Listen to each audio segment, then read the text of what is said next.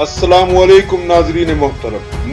محترم، پاکستان میں ہفتے کی رات سے لے کر اتوار 4 بجے تک جو بلیک آؤٹ رہا، اس دوران تخیلات اور تصور کے پروں پر اڑنے والے پرندوں نے در بدر کی ٹھوکریں کھا کر اس بلیک آؤٹ کی اصل وجہ جاننے کی سر توڑ کوشش کی۔ اس دوران بہت سی قیاس آرائیاں اور تبصرے اور اندازے بھی سامنے آئے، کچھ ملک کے اندر سے اور کچھ عالمی مبصرین اور عالمی میڈیا سے اور کچھ پڑوسی ملک بھارت سے۔ 2 وزیروں نے تو یہ کہا کہ فریکوینسی 50 سے 0 ہو گئی، اچانک 0 ہونے کے بعد بجلی خراب ہو گئی اور بجلی کی ترسیل رک گئی، لیکن عالمی مبصرین کے مطابق اتنا بڑا نقص 4 سے 5 روز لیتا ہے ٹھیک ہونے میں، پھر یہ اچانک سے صحیح کیسے ہو گئی؟ لیکن عالمی مبصرین کے نظر میں اس بلیک آؤٹ کے بہت سے اہم ترین مقاصد تھے جنہیں انہوں نے اپنے تبصروں میں بیان کیا، جس میں سے سب سے اہم ترین عالمی مبصرین کے نزدیک 2 باتیں ہیں۔ پہلے تو یہ کہ بلیک آؤٹ کے ٹھیک 1.25 گھنٹے بعد بھارتی ایئر فورس ہائی الرٹ کیوں ہو گئی؟ پاکستانی بارڈر کے قریب بھارتی فضائیہ کے ایئر بیسز پر کیوں بجلی بند کر دی گئی اور بھارتی جنگی طیاروں کے پائلٹ اپنی جنگی جہازوں کے قریب ہائی الرٹ پوزیشن میں کیوں رہے؟ آخر یہ سب کچھ کیوں اور کس لیے تھا؟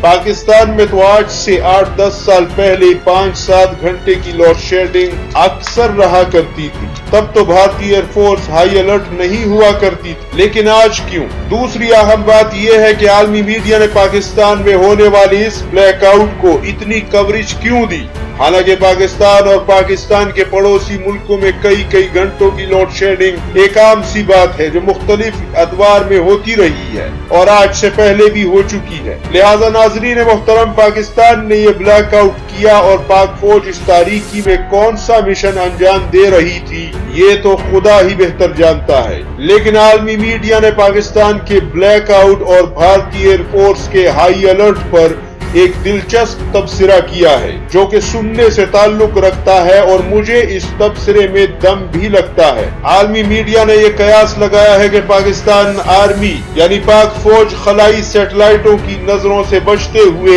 اپنی خفیہ ایٹمی میزائلوں کو ملک کے مختلف ٹھکانوں میں تعینات کر رہی تھی تاکہ دوران جنگ وہ بھارت کے اوپر وار یا جوابی وار کے لیے پوری طاقت کے ساتھ تیار ہو۔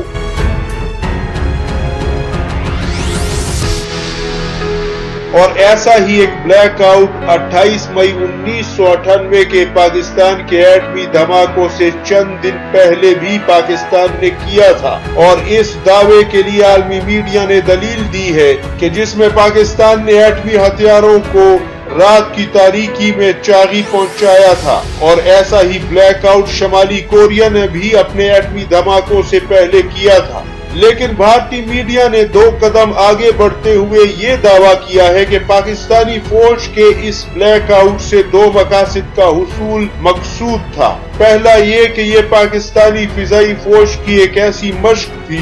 جس میں وہ اپنی ایئر فورس کے پاس موجود نائٹ پریسیشن سٹرائک یعنی رات کی تاریکی میں اہداف کو صاف اور ٹھیک نشانہ بنانے کی صلاحیت کا پاک فوج تجربہ کر رہی تھی، کیونکہ دنیا کی طاقتور ایئر فورسز کے پاس تو کم و بیش سبھی جنگی جہاز ایسے ہوتے ہیں جو کہ رات کی تاریکی میں بھی دن کے اجالے جیسا دیکھ سکتے ہیں اور نشانہ لگا سکتے ہیں،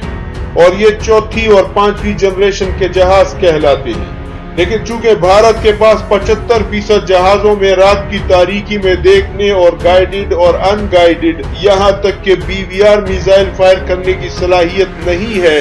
لہذا پاکستان بھارت کے ساتھ فضائی جنگ میں اب بھی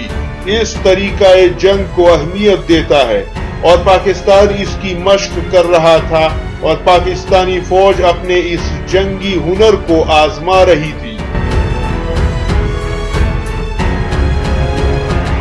اور اس کی دلیل عالمی میڈیا اور بھارتی میڈیا نے یہ بھی دی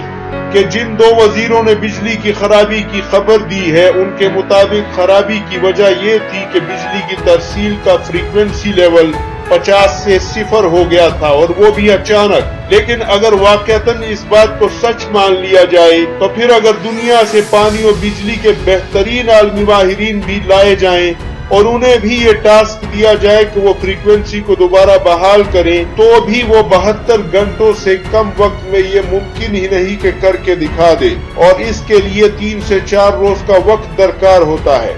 दूसरा ये कि बिजली की खराबी का वक्त रात का बताया गया है, यानी जिस वक्त सर्दियों के मौसम में तकरीबन लोग सो जाते हैं, यहाँ तक के घरों में जलने वाले छोटे मोटे बल्ब भी तकरीबन बंद हो जाते हैं, तो फिर गर्मियों की बजाय सर्दियों में बिजली पर इतना लोड कैसे आ गया कि फ्रीक्वेंसी ही डाउन हो गई। दूसरा ये कि पाकिस्तान ने कुछ रोज कबल फातेह 1 रॉकेट सिस्टम का तजर्बा किया और इससे कुछ दिन पहले गजनवी मिसाइल की टेक्नोलॉजी में तब्दीली करके उसे भी पाक फौज ने जांचा है, और ये दोनों हथियार जमीनी लड़ाई के हथियार हैं जो कि इंतहाई जदीद और खतरनाक हैं और करीब के मैदान जंग में दुश्मन पर वार करने के लिए इस्तेमाल होते हैं।